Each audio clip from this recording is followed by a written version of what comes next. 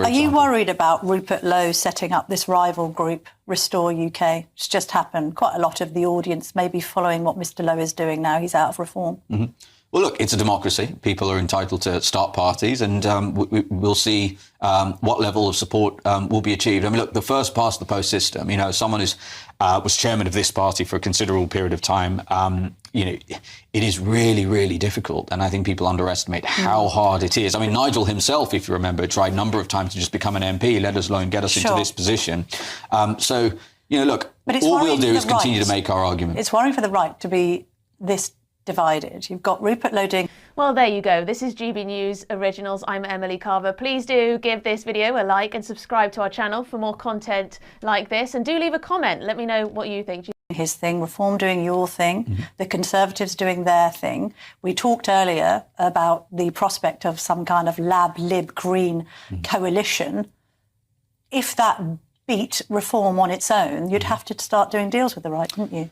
Well, that's a big if, right? And in that hypothetical scenario, you'd have to do the patriotic thing. But ultimately, reform so you is... would have reform, to do the patriotic. Well, no, but hold on. Reform has led north of 200 opinion polls in a row. The average of our lead in the polls consistently is 9 to 10 points. We are on course for a general election. If the alternative was the coalition that I've just described, you just said something about patriotic duty.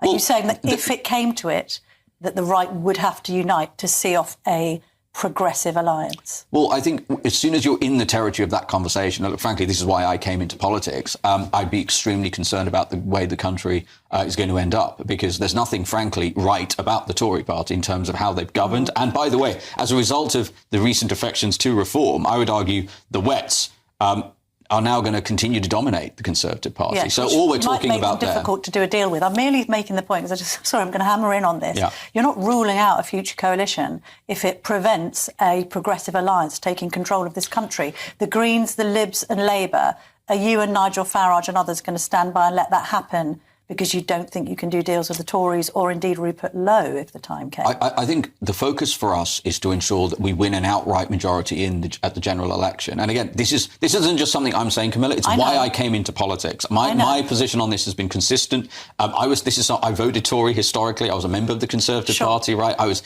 excited when Boris Johnson was the Prime Minister initially and got Brexit done. But then what they ended up doing as a result of Boris, as a result of Priti Patel, who was just on before me, was to govern in a manner that I would argue is actually to the left even of Keir Starmer in terms of border policy. It sounds to me like you're not ruling out a future pact. But let's move on for a minute, because I am intrigued if you are the person who might run the Home Office under a future Nigel Farage government. What did you make of Sir Jim Ratcliffe's comments about parts of Britain being colonised? I thought it was really interesting that Jim Ratcliffe says that migrants have effectively colonised in the UK. And the level of anger and uproar about his use of language relative to the actual issue and concern that he was pointing out, which, by the way, millions and millions of people in this country share that concern. So you think that parts of Britain have been colonised? Well, let's look at the dictionary definition of colonise, which is to send people to a piece of land in order to sort of take it over or to govern. And if you look at, for example, the fact that more people have turned up on our beaches illegally since 2018 than landed on the beaches of D-Day, the majority, indeed vast majority, of those people who have arrived are A, men, military-age men, and B, generally from countries that, frankly, despise this country, generally. That's a huge concern. In fact, it's a larger number than the British Army has available to it. But he's speaking about more than that, isn't he? I think he's referring to perhaps parts of Birmingham, parts of Leicester. He may be referring to Tower Hamlets. Robert Jenrick, your colleague now, has made a point about going to Birmingham and seeing, quotes, no white faces, about some areas of the UK being no-go areas. Do you agree with this? Because what he's referring to is a Islamic colonisation of some parts of the UK. You're a Muslim man. Does that language accord with what? Well, I'm not sure if you use that phrase, but I understand the question you're asking. So is number right, one, so number one, we've got to look at the sheer numbers, right? This is an inevitable consequence, Camilla, of the Tories basically lying in 4 consecutive manifestos, saying they were going to cut net immigration down to the tens of thousands, meaning people in this country voted overwhelmingly for less immigration time and time again. They ended up bringing in 12 million people net over their gross over their 14 years, 6.5 million people net. Then you can also talk about the composition. The Boris wave, which we've talked about a lot, millions and millions of people who've arrived, the vast majority from non-EU countries, and then the vast majority of those on non-work visas. Again, nobody voted for this. That's a fiscal disaster that needs to be averted, which is another reason, by the way, in terms of voting for a party that is going to abolish, we've already said we would abolish indefinite leave to remain, avert the Boris wave, deport every illegal immigrant in this country. There is only one party, Camilla, which is serious about doing it and has a serious chance of being the next government. I think this is a once-in-a-lifetime chance to get that, and if we fail at this... The political tectonic plates of Westminster are shifting with terrifying speed, and the battle lines for the future of British statecraft are being drawn right in front of our eyes. Welcome back to Britain Underneath, where we strip away the parliamentary theatre and expose the raw ambition driving the nation. Before we dive into the grand coalition strategy and the media fireworks currently rattling the political establishment, take a second to hit that subscribe button right now. Supporting Britain Underneath keeps this channel independent, sharp, and focused on delivering the unvarnished truth. Taking a brief breath to stay informed and subscribing helps the channel immensely. So join our growing community right now as we dive into the heart of Westminster's latest obsession. There is a noticeable chill spreading through the corridors of power, and it has very little to do with standard polling swings. What we are witnessing is the deliberate, methodical dismantling of traditional party politics. For generations, the British electorate was offered a simple binary illusion of choice, Labour or Conservative. But as the current administration struggles to manage an increasingly weary public, the political right is attempting a high-stakes reinvention that could permanently rewrite the constitutional playbook. Consider the recent media exchange involving Reform UK policy head Zia Yusuf during his interview on GB News with prominent political journalist Camilla Tominey. When pressed on whether Reform would ever enter a formal arrangement with other factions to block a progressive left-wing alliance, Yusuf hinted at the prospect of doing the patriotic thing to safeguard the nation's future. It was a masterclass in calculated ambiguity. On one level, floating the idea of a broad right-wing coalition projects supreme confidence, signalling that the party views itself not merely as a protest movement throwing stones from the sidelines, but as an indispensable power broker ready for government. On another level, it exposes the sheer panic gripping traditional party managers who realise the old electoral math no longer applies. I don't know if we'll get another chance.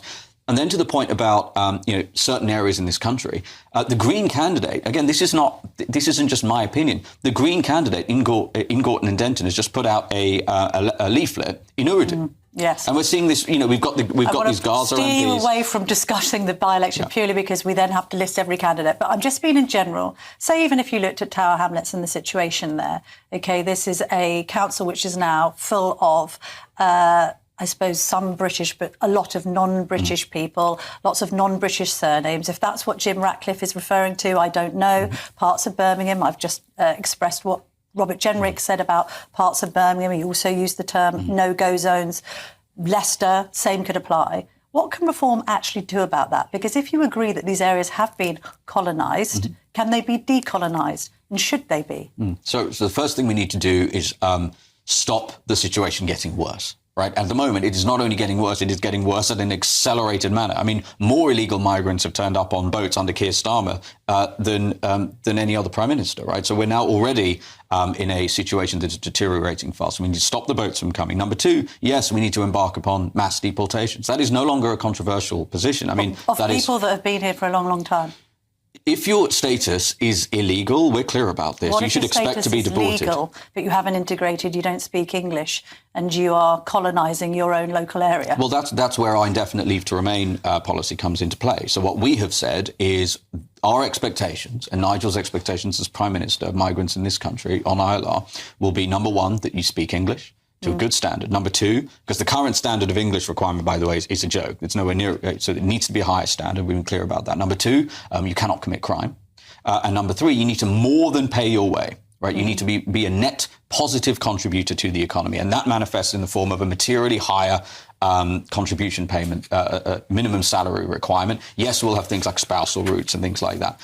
That will almost certainly result in a significant portion of people needing their state. They will be given a period of chance to leave the country. Be at the helm of that, because it's not going to make you particularly Camilla, we don't popular. have a choice. The Boris wave is going to cost hundreds of billions of pounds, and that's not even in the OBR's numbers. People watching this programme who pay their taxes, you cannot expect them to, having voted, by the way, for less immigration, for this immigration to have happened, which isn't, frankly, even the fault of the people who arrived. It's the fault of the politicians who allowed it to happen and betrayed the voters. To now expect this country to lurch into, I think, fiscal oblivion if these decisions are not made, I think is unacceptable. So, yes, there are going to be very difficult decisions that need to be made, and we've been crystal clear that we will make them. Zia Youssef, thank you very much indeed for joining me. We'll look out for the announcement on Tuesday, I think it is, about the shadow cabinet. Let us pause for a second to appreciate how rapidly this landscape is evolving. If you value this level of mature, calm and rigorous political insight, please make sure you plead your support for independent analysis by subscribing to Britain Underneath right now. Staying subscribed ensures you never miss a critical breakdown of the forces quietly reshaping your everyday life.